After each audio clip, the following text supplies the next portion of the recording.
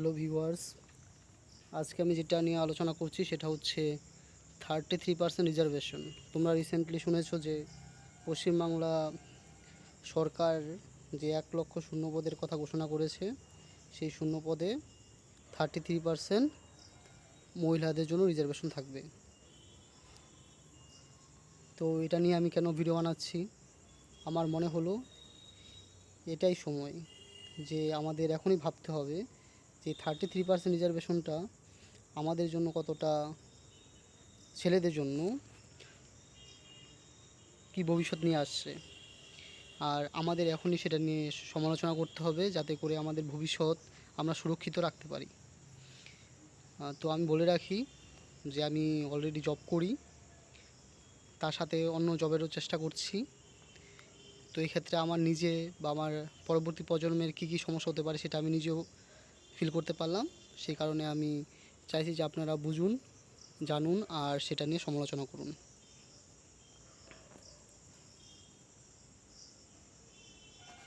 Actually কী হলো, এই রিজার্ভেশনটা হয় তো অলরেডি চাকরি বাকরিতে রিজার্ভেশন আছে, EWS reservation, ST SC OBC reservation.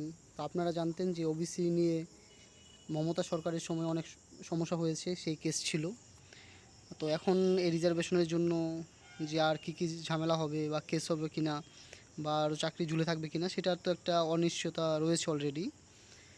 তো আমাদের এখানে সাথে সাথে আরেকটা জিনিস রিজার্ভেশন অ্যাড হলো, সেটা হচ্ছে 33% রিজার্ভেশন। তার সাথে সাথে আরও কিন্তু তিনি বলেছিলেন যে অগ্নিবীরে 10% রিজার্ভেশনের কথা তিনি আমাদেরকে বলেছিলেন। তো সেটাও কিন্তু আমাদের মাথায় রাখতে হবে। তাহলে আমরা বুঝতে পারলাম যে রিজার্ভেশন কাঠামোটা কী হলো। তো আমরা যদি 100টা পোস্ট ধরি, আমাদের আলোচনা সুবিধার্থে আমরা 100টা পোস্ট ধরে এগোলে আপনারা নাম্বারটা বুঝতে পারবেন যে কী হতে চলেছে আমাদের সাথে বা আমাদের ফিউচার জেনারেশনের সাথে কী হতে চলেছে।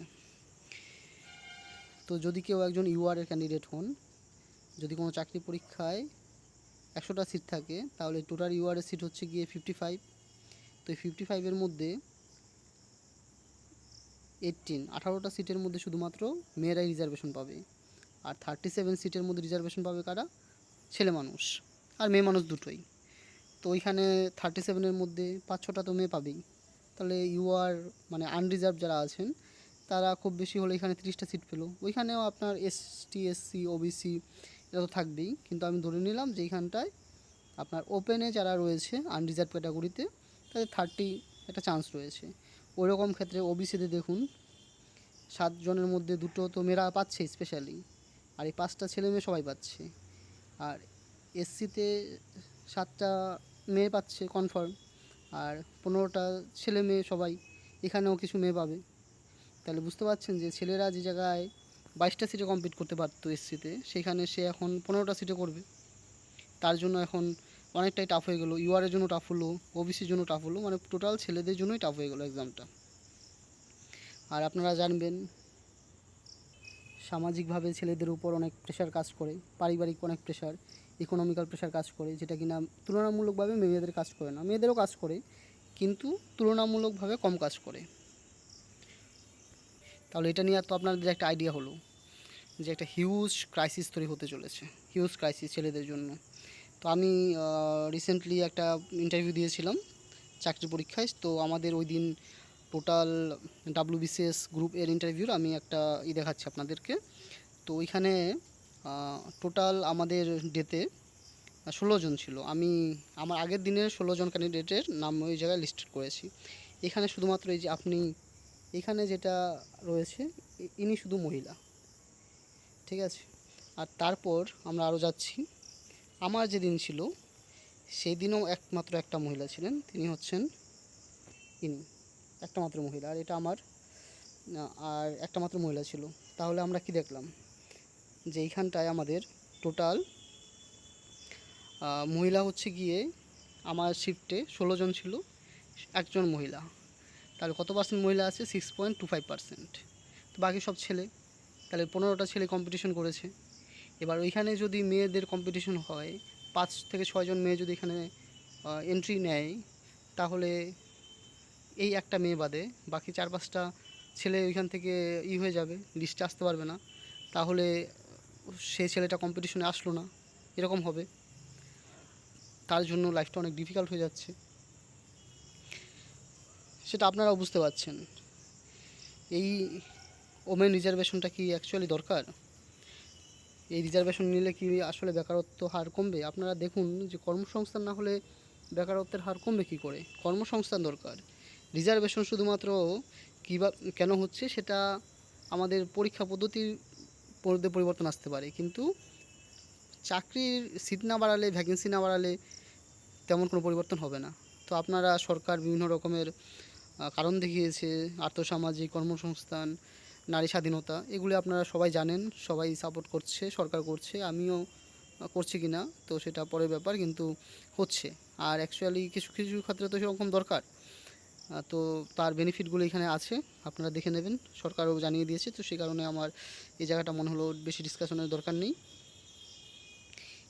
এর ফলে যে একটা জেনারেল কাস্ট বা আনরিজার্ভের ক্ষেত্রে যে একটা বড় ক্রাইসিস বা চাকরির বাজারের প্রবলেম হলো, সেটা কিন্তু দেখার মতো। আমার বেশ কয়েকটা বন্ধু, ওরা রীতিমতো ডিসঅ্যাপয়েন্টেড যে আমরা কি করে আর প্রিপারেশন নেব, এমনি পরীক্ষা হচ্ছে না, কম্পিটিশন হাই, কয়েক বছর ধরে সময় নষ্ট হলো, স্কুল সার্ভিস নেই, অনেকের স্কুল সার্ভিসের বয়স প্রায় কাছাকাছি, সেই জায়গায় 5 বছর ছাড় দিল 2 বছরের জন্য। আরও বেশি ছাড় দিতে পারতো রিক্রুটমেন্টে, সে হয়তো একটা কি দুটো রিক্রুটমেন্ট বসতে পারবে, খুব ভালো হলে দুটো রিক্রুটমেন্ট বসতে পারবে একটা লোক যার বয়স শেষ হয়ে গেছে 2 বছর দিলে। একটা হওয়ার বা কোনো না হওয়ারও সম্ভাবনা আছে। তো এগুলি দরকার রিজার্ভেশন, মানে যে আরও কয়েক বছর বাড়িয়ে রাখা। তো এই যে হাই প্রেশার, এটা কিন্তু সারভাইভ করা খুবই ডিফিকাল্ট হয়ে যাচ্ছে, কারোর জন্য ভীষণভাবে ডিফিকাল্ট হচ্ছে। আমার চারপাশে যারা রয়েছে, যারা চাকরি বাকরির জন্য প্রিপারেশন নেয়, বিশেষ করে রাজ্য সরকারের, তাদের জন্য কিন্তু এটা হিউজ শক। আমার যেটা মনে হয় যে রিজার্ভেশনটা সব চাকরিতে না দিয়ে, যদি এই সরকার সঠিকভাবে ছেলে মেয়ে সবাই ডেভেলপমেন্ট চায়, আর চায় যে মেয়েদের রিজার্ভেশনও পাক, আর তারা যাতে করে সামাজিকভাবে কোনো বৈষম্যের শিকার না হয় বা জেন্ডার ডিসক্রিমিনেশন না হয়, তাহলে আমার মনে হয় যে তাদেরকে যদি কোনো রকমের পার্টিকুলার চাকরি বাকরিতে রিজার্ভেশন থাকতো, যেগুলি মেয়েদের থাকলে বেশি ভালো হয়, তাহলে সেটা আমাদের জন্য ভালো হতো। যেমন নার্সিংয়ের সেক্টর বা পুলিশে অলরেডি লেডি কনস্টেবল রয়েছে। তো এসব ক্ষেত্রে বা প্রাইমারি এডুকেশন বা আবার প্রাইমারি এডুকেশন, যে জায়গায় মেয়েরা বেশি এফিশিয়েন্ট হয়, প্রাইমারি এডুকেশনে মেয়েরা আমার মনে হয় যে বেশি এফিশিয়েন্ট, আমার যতটুকু প্র্যাকটিক্যালি আমার নলেজ রয়েছে তাতে মনে হয়। তাহলে ওই ধরনের ক্ষেত্রে যদি রিজার্ভেশন দেওয়া হয়, তাহলে কিছুটা রিজার্ভেশন হলো, মেয়েদের আর্থসামাজিক উন্নয়ন হলো, তার সাথে সাথে তারা যেই সেক্টরে কাজ করছে সেই সেক্টরে উন্নত হলো। কিন্তু হেভি ইঞ্জিনিয়ারিং বা ক্লারিক্যাল এই ধরনের পোস্টের ক্ষেত্রে কি হয়, মেয়েরা অলরেডি ওইসব পোস্টে তেমন একটা বেশি আগ্রহী থাকে না। আর এগুলিতে তারা থাকা না থাকার কোনো রকমের মানে বেশি থাকলেই যে খুব প্রফিট হবে এরকম না। যেমন নার্সিংয়ের ক্ষেত্রে মেয়ে থাকলে সুবিধা হয়, লেডি কনস্টেবল থাকলে ভালো হবে, প্রাইমারিতে ফিমেল বেশি থাকলে ভালো হবে, বাচ্চাদেরকে ভালো যত্ন করে পড়াতে পারবে, সেটা তো ঠিক। এবার দেখুন যদি হেভি ইঞ্জিনিয়ারিং বা এরকম টাইপের যে জবগুলি আছে সেই কারণে মেয়েদেরকে রিজার্ভেশন দেওয়া হয়, তাহলে তারা গিয়ে ভালোভাবে কাজ করতে পারবে না হয়তোবা। আর তার পাশাপাশি ছেলেদের রিজার্ভেশনের সিটটা নষ্ট হলো, আর তার পাশাপাশি কী হলো, কাজও ভালো হলো না। যেমন আমি রেলওয়েতে জব করি এখন, ওইখানে আজকে আমি এই ভিডিওটা বানাবো বলে আমাদের যে প্রমোশনের লিস্ট আছে সেটা আমি চেক করলাম। ওইখানে দেখলাম যে 100টা ক্যান্ডিডেট আমি প্রথম দেখেছি, তার মধ্যে ফিমেল স্টাফ হচ্ছে চারজন, তার মধ্যে 2জন হচ্ছে কোনো একটা ডেথ ইস্যুতে চাকরি পেয়েছে, হাজব্যান্ড বা ফাদারের ডেথ ইস্যুতে, আর বাকি 2জন হচ্ছে ফ্রেশার। তাহলে বুঝতে পারছেন যে 96 হচ্ছে ছেলে, ওইখানে কিন্তু মেয়েদের ইন্টারেস্ট অনেক কম। আর ওইখানে মেয়েরা এসে খুব ভালো পারফরমেন্স দিতে পারবে এরকম হয় না। যেমন আমি ইলেকট্রিক ডিপার্টমেন্টে জব করি, তো এই জবগুলিতে ছেলেরা বেশি এফিশিয়েন্ট হয়। তাহলে ওই রকম জবগুলিতে আমি মেয়েদেরকে নিয়ে আসলে সেটা খুবই প্রবলেমের একটা কারণ হয়ে দাঁড়াবে এসে। তাহলে আমি আরেকটা জিনিস আপনারা ভাবুন যে আমি যে 100 জনের মধ্যে মানে কনসিডার করলাম আজকে, আমার র্যাঙ্ক হচ্ছে 91। তো ধরুন ওই চাকরিতে যদি 100টা সিট থাকতো আর আমার র্যাঙ্ক যদি 91 হতো, তো আমি এখন চাকরি করছি সেটাই, তাহলে 33% রিজার্ভেশন হলে তো 91 র্যাঙ্ক নিয়ে আমি চাকরি করতে পারতাম না। আমার জন্য তাহলে সেটা অসুবিধার হতো।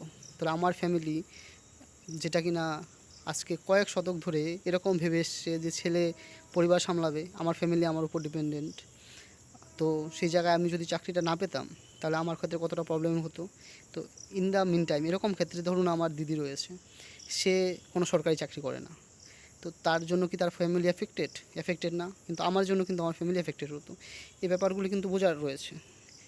আর আপনারা ফ্যামিলিগতভাবেও রয়েছে, আর বিজ্ঞানসম্মতভাবে দেখতে পাচ্ছেন যে অলরেডি যেই ডিপার্টমেন্টগুলিতে যেগুলি পুরুষ ডিমান্ড করে সেখানে ফিমেল রিজার্ভেশন দিয়ে দিলে প্রবলেম হবে, সরকারের ক্ষেত্রে সে জায়গায় আউটপুট ভালো আসবে না। আমরা তো আরেকটা ব্যাপারকে একদমই অ্যাভয়েড করতে পারবো না, যে একটা ছেলে যে চাকরিজীবী ছেলে সে কোনো বেকার মেয়েকে অনায়াসে বিয়ে করে ফেলছে, কোনো অসুবিধা হচ্ছে না, কিন্তু চাকরিজীবী নারী যে 33% চাকরিজীবী নারীরা চাকরি পাবে, তার জন্য যে 33% পুরুষ বেকার থাকবে, তাদের কি তারা সামাজিকভাবে কি মান্যতা দেবে, তাদেরকে কি বিয়ে করবে, তাদের ভরণ পোষণ বা তাদের ফ্যামিলি কি দেখবে, সেটা কিন্তু একটা কোশ্চেন মার্ক। আমার মনে হয় সেটা না হওয়াটাই খুবই স্বাভাবিক ব্যাপার। তো এই ব্যাপারটা কিন্তু দেখতে হবে যে কী হতে চলেছে সমাজ ব্যবস্থায়। অ্যাকচুয়ালি সরকার যদি কোনো সামগ্রিক উন্নতি চায়, যদি সরকার কোনো সামগ্রিক উন্নতি চায় তাহলে বাড়িয়ে দিক ভ্যাকেন্সি। ধরুন 100টা সিটের মধ্যে 33% রিজার্ভেশন না দিয়ে 130টা সিট নিয়ে আসুক, তার মধ্যে 33টা মেয়েরা পাক, কোনো অসুবিধা হবে না তাহলে। কিন্তু দেখা যাবে কি যে ভ্যাকেন্সি বাড়ানো হলো না, ওই ভ্যাকেন্সিতে পরীক্ষা হচ্ছে, তাহলে তো অসুবিধা হবে। আর এই ধরনের যেই এখন কাস্ট সার্টিফিকেট রিভ্যালিডেশন চলছে এগুলি নিয়ে প্রবলেম হবে। তারপর আবার এই 33 রিজার্ভেশন নিয়ে হয়তো কেস হবে, যদি হয় তাহলে কয়েক বছর রিক্রুটমেন্ট ঝুলে থাকবে, বা অলরেডি পিএসসি যে বিভিন্ন এক্সামগুলি পিছিয়ে যাচ্ছে কেন, যে কীভাবে রিজার্ভেশন দেবে। অলরেডি সরকারে কিন্তু এই জায়গায় অনেক দুয়াশা রয়েছে, তার মধ্যে আবার রিজার্ভেশন অ্যানাউন্স করেছে, তার মধ্যে অগ্নিবীরা বলবে যে আমাদের 10% রিজার্ভেশন অ্যানাউন্স করলেন, সেটা কোথায়। তো সেইগুলিও কিন্তু আমাদের এফেক্ট করবে। এবার অলরেডি কিন্তু বিগত সরকার পরীক্ষা ভালো নেয়নি, তো এই সরকার এসে এরকম রিজার্ভেশন সিস্টেম চালু করছে, সেই সিস্টেম চালু হওয়ার ফলে এক্সাম কি ত্বরান্বিত হবে না হবে না। এবার ভ্যাকেন্সি যে জায়গায় বাড়ানোর কথা, সেই ভ্যাকেন্সিগুলি কি আদৌ বাড়বে কি না সেটা ব্যাপার। এই 1 লাখ শূন্যপদের কথা বলা হচ্ছে, মানুষ 5 লাখ বলে এক্সাম নিচ্ছে না, আর 1 লাখ বলে সে জায়গায় কটা এক্সাম হবে সেটাই দেখার ব্যাপার। এবার দেখুন 33% রিজার্ভেশনের ফলে কী কী আর অসুবিধা হচ্ছে দেখার ব্যাপার, যে পুরুষ প্রার্থীদের জন্য উন্মুক্ত যে শূন্যপদগুলি আছে সেটা অলরেডি কমে যাচ্ছে। মেধাভিত্তিক যে জায়গায় ধরুন আমি বললাম যে ইলেকট্রিক্যাল ডিপার্টমেন্টে হাই টেনশন লাইন, সেই জায়গায় একটা ফিমেল কাজ করা তার জন্য খুবই ডিফিকাল্ট, নাইট ডিউটি খুবই ডিফিকাল্ট হবে। তো সেই জায়গাগুলি কী হবে, ওপেন রিজার্ভেশন ক্যাটাগরি ছেলেদের ভবিষ্যৎ কী। বেকারত্ব সংখ্যা, চাকরির সংখ্যা বাড়াতে হবে আমাকে, চাকরির সংখ্যা না বাড়িয়ে আমি কি করছি, রিজার্ভেশন দিচ্ছি যে জায়গায় চাকরির ভ্যাকেন্সি বাড়ানো উচিত ছিল। তো সেটাও দেখার ব্যাপার। এটা কি রিভার্স ডিসক্রিমিনেশন হতে পারে, যে ফিমেলরা এখন যেরকম সাপোর্ট পায় সামাজিকভাবে, ওরা কি ভবিষ্যতে সাপোর্ট পাবে, যে জায়গায় তারা ছেলেদের চাকরিতে ভাগ বসাতে চলেছে রিজার্ভেশন নিয়ে, তখন তারা কি ডিসক্রিমিনেশনের শিকার হবে না। এই সিদ্ধান্তটা কি একটু তাড়াতাড়ি নিয়ে যাওয়া হলো না, কারণ এরকম একটা সিদ্ধান্ত যদি নিতে যাই তাহলে অবশ্যই নানা রকম কমিশন গঠন করতে হবে। ওই কমিশন ফিল্ড ভেরিফাই করে আর্থসামাজিক পরিবেশ পরিস্থিতি দেখে বিচার করে তারপর রিজার্ভেশন পাস হবে। সরকার কি তাহলে এরকম কমিশন দেখে ফিল্ড ভেরিফাই করে যে বাংলার শহর গ্রামাঞ্চলে আর্থিক পরিস্থিতি কেমন আছে, ছেলেদের রিজার্ভেশন দরকার কি দরকার না, সেটা দেখে আলোচনা করেছে? না করলে তাহলে সেগুলি কি আইনের চ্যালেঞ্জের সম্ভাবনা হবে না? একটু আগেই বললাম যে পিএসসির অনেক এক্সাম অলরেডি লেট হবে, ফর্ম আসছে না বা রেজাল্ট বেরোচ্ছে না, এইসব চ্যালেঞ্জের সম্মুখীন অলরেডি হয়ে গেছে। পরীক্ষার যেই পরিকল্পনা থাকে যে আমি কীভাবে পড়ব, এখন এই সময় অনেকেই একাধিক এক্সামের প্রিপারেশন নেয়, আমি নিজেও নিয়েছি। তো আমি যখন রেলের এক্সাম দিতে আসি তখন আমার হাতে বেশি টাইম ছিল না, আমি বেশ অল্প কয়েকদিনের জন্য আমার একটা প্রিপারেশন নিয়ে নিই। তো ওই সময় আমি কোথায় কোনটা পড়বো, আমার কত নাম্বার স্কোর দরকার সেটা আমি মাইন্ড ম্যাপ বানিয়েছিলাম। তো এখন তো তার মাইন্ড ম্যাপ বানাতে অসুবিধা হয়ে যাবে, যে এখন আমার কাট অফ কেমন যাবে, আমি কেমন প্রিপারেশন দরকার, আমি কি আরও বেশি একাধিক এক্সাম দিতে পারবো, সেগুলি তার জন্য একটা রিস্কি হয়ে যাচ্ছে। সামাজিক অসন্তোষ বৃদ্ধি পাচ্ছে, অলরেডি বললাম পারিবারিক একটা চাপ, মানসিক চাপ হচ্ছে। এই যোগ্যতম লোক হয়তো চাকরি পাবে না, অনেকে হয়তো অল্প নাম্বার পেয়ে চাকরি পাবে। অলরেডি দেখতে পাচ্ছেন যে 100 জন ক্যান্ডিডেটের মধ্যে মাত্র 4 জন ফিমেল, তাহলে 33 এ ফিমেল আসতে গেলে তার র্যাঙ্ক তো 2000-এর পরে থাকবে। আর একটা বড় প্রশ্ন হচ্ছে যে কিছু কিছু চাকরিতে সংরক্ষণের প্রয়োজনীয়তা কেমন আছে। যেমন আমি ধরে নিলাম যে আমাদের ইলেকট্রিক ডিপার্টমেন্টে এরকম সাহসী কাজগুলি কটা মেয়ে করতে রাজি হবে, আর করলেও সে কি এফিশিয়েন্ট হয়ে কাজ করতে পারবে। আজ যারা ট্যালেন্টেড পুরুষরা আছে তারা রাজ্য সরকারে চাকরির ক্ষেত্রে তাদের ভবিষ্যৎ কী। আর সরকার এখানে কী করছে, ফিমেল ভোট ব্যাঙ্ককেও টার্গেট করছে বলে মনে হচ্ছে। যে আমি প্রায় 49% ফিমেল আছে পশ্চিমবাংলায়, তাই তাদেরকে বেশি রিজার্ভেশন দিলে আমার ভোট পার্সেন্টেজ বেশি হবে। আপনারা একটা ভেবে দেখুন, একবার এটা যদি চালু হয়ে যায় তাহলে কোনো সরকার আগামীতে সেটা তুলবে না। কারণ কি, তারা জানে যে আমার এই ভোট ব্যাঙ্কটা নষ্ট হবে। অলরেডি রানীর ক্ষমতায়নের জন্য কন্যাশ্রী, রূপশ্রীর মতো প্রকল্প দেওয়া হচ্ছে, সেই ভাতাগুলি এখন বাড়ানো হচ্ছে। আর সেই জায়গায় যদি আরও কিছু হয় তাহলে তো সেটা পুরুষদের জন্য খুবই অসুবিধার হয়ে যাবে। সেটা আমি মনে করি যে নারীদেরকে সমান অপরচুনিটি দেওয়ার জন্য কন্যাশ্রী বা রূপশ্রীর মতো যে প্রকল্পগুলি আছে সেগুলি থাকুক, বা তাদের জন্য স্পেশাল কোচিং এগুলি করুক, বা কিছু পার্টিকুলার 2-4টে চাকরির সেক্টরে ওদের রিজার্ভেশনটা বাড়াক। কিন্তু ওভারঅল বাড়িয়ে দিলে সেটা পুরুষ মানুষের জন্য বা একটা ছেলে মানুষের জন্য খুবই প্রবলেমেটিক হবে। আর্থিক সামাজিকভাবে সে তার ফ্যামিলিকে সাপোর্ট দেওয়া তার জন্য খুবই একটা প্রবলেমের হয়ে দাঁড়াবে। তো আপনারা কী ভাবছেন অবশ্যই কমেন্ট করুন। আর অবশ্যই আওয়াজ তুলুন, সরকারের গঠনমূলক সমালোচনা করুন, এটার মধ্যে কোনো অপরাধ নেই। সরকার সিদ্ধান্ত নিতেই পারে, সেই সিদ্ধান্তটা আমাদের জন্য কতটা ঠিক হবে সেটা নিয়ে আমরা আলোচনা করতেই পারি। আর আমার আলোচনাও ভুল হতেই পারে, ফিমেল রিজার্ভেশন সত্যিই ঠিক হতে পারে, সরকার যেরকম ভাবছে সেটা হতেই পারে, আমারও ভুল হতে পারে। কিন্তু আমি ব্যক্তিগতভাবে প্র্যাকটিক্যালি আমি যা ভাবলাম তাতে দেখে মনে হলো যে এরকম 33% রিজার্ভেশন হলে আমাদের জন্য সত্যি লাইফ খুব চ্যালেঞ্জিং। আমাদের থেকে পরবর্তী প্রজন্ম তাদের জন্য আরও চ্যালেঞ্জিং হবে। অলরেডি স্কুল কলেজে তোমরা দেখবে, জেনারেল কলেজগুলিতে, আমি তো ইংলিশ অনার্স কমপ্লিট করেছিলাম, তো তখন আমরা যখন কলেজে পড়ি, আমি চাকদা কলেজে পড়তাম, তখন কোনো অ্যাডমিশন ফি বা তাদের কিছু টাকা পয়সা দিতে গেলে 4টে লাইন হলো, 4টে লাইন হলে দেখা যেত যে 3টে লাইনই মেয়েদের আর একটা ছেলেদের। সেই লাইনটা মধ্যে আবার দেখা গেল মেয়েদের থেকে অনেক ছোট। তাহলে ছেলেরা অ্যাকচুয়ালি পড়াশোনায় ডিমোটিভেট হয়ে যাচ্ছে কিছুটা আগে থেকেই, কেননা তাদের একটু বড় হলেই যারা গরিব ঘরের ছেলে তাদের ফ্যামিলিকে সাপোর্ট করতে হয়, তাদের হয়তো বাইরে কাজে যেতে হচ্ছে বা কোথাও কাজে নেমে যেতে হচ্ছে, বা দেখা গেলো মাধ্যমিক পাস বা 12 ক্লাস পাসে চাকরি করতে হচ্ছে, কারণ তাদের অনেক বেশি দায়িত্ব নিয়ে নিতে হয়। মেয়েদেরও নিতে হয় অনেক ক্ষেত্রে, অনেক মেয়েদের নিতে হয়, আমি এটা অস্বীকার করছি না। কিন্তু ইন জেনারেল ছেলেদের ক্ষেত্রে বেশিরভাগ ক্ষেত্রে হয়। এবার অনেক মেয়েদের ক্ষেত্রে হয়, ধরুন 100টার মধ্যে 3-4টে মেয়ের এটা হয়।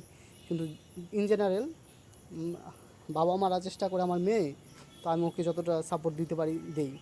আর ছেলেদের ক্ষেত্রে কী হয়, ছেলেরা একটু বড় হলে ভাবে বাবাকে সাপোর্ট দিতে হবে, বাবাকে এখন বয়সে কাজ করতে পারছে না, সাপোর্ট দিতে হবে, এরকম ভাবছে। আমাদের এখন আর্থসামাজিক পরিস্থিতি তাই আছে, এটা পরিবর্তন হতে টাইম লাগবে। তা না করে আমরা একদিনে এরকম একটা পরিস্থিতি দাঁড় করিয়ে দিলাম, সেটা কেমন হলো। আমার নিজের আজকে আমি যদি চাকরি না পেতাম তাহলে আমার কী হতো, আর আমি ভবিষ্যতে যে চাকরির কথা ভাবছি সেটাই আমার কী হবে ভবিষ্যৎ, বা আমার সন্তানদের ভবিষ্যৎ কী হবে সেটা আমাদের দেখার ব্যাপার। তো কমেন্ট করবেন, পাশে থাকবেন, থ্যাংক ইউ।